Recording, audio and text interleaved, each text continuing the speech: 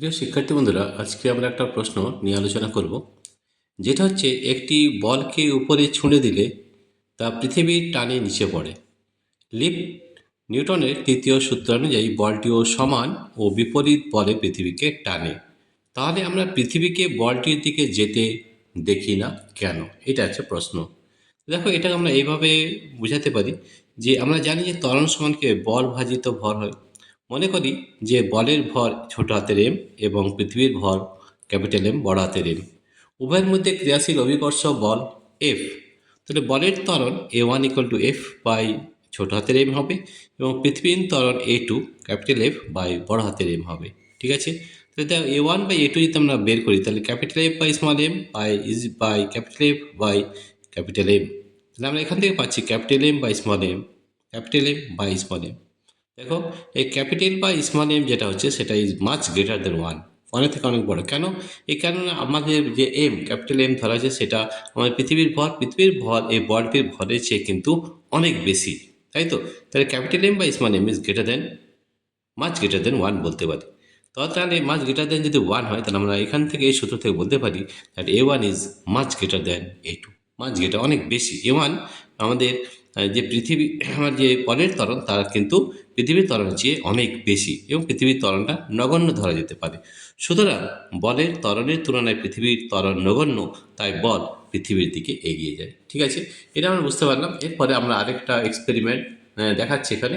এটা আমরা প্র্যাকটিক্যালি করে দেখাবো। আজকে শুধু জেনে নিই ব্যাপারটা কি। এখানে দেখানো হয়েছে এটা একটা অ্যাক্টিভিটি। এই অ্যাক্টিভিটিটা আমরা প্র্যাকটিক্যাল ক্লাসে করে দেখাবো। ক্রিয়া ও প্রতিক্রিয়ার সমান ও বিপরীতমুখী দেখানোর পরীক্ষা, demonstration experiment to show that action and reaction are equal and opposite. এখান থেকে আমরা প্রমাণ করতে পারবো যে ক্রিয়া এবং প্রতিক্রিয়া কিন্তু বিপরীত হয় এবং সমান হয়। এই পরীক্ষা থেকে, এই পরীক্ষাটা আমরা প্র্যাকটিক্যাল ক্লাসও করব।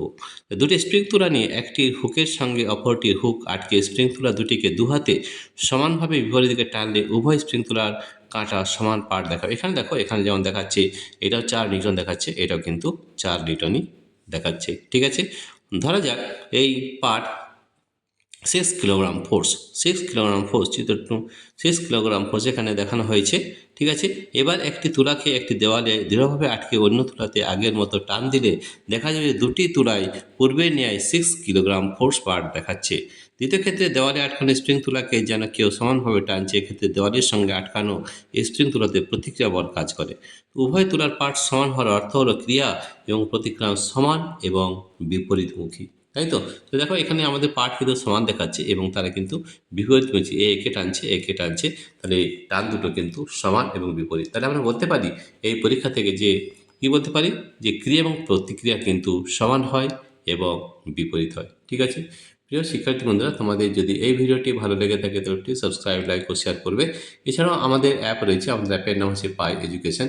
সেই অ্যাপ ডাউনলোড করতে হলে আমাদের এই ভিডিও ডেসক্রিপশনে অ্যাপ লিঙ্ক দেওয়া রয়েছে, সেই লিঙ্কে ট্যাপ করে আমাদের অ্যাপটি ডাউনলোড হয়ে যাবে।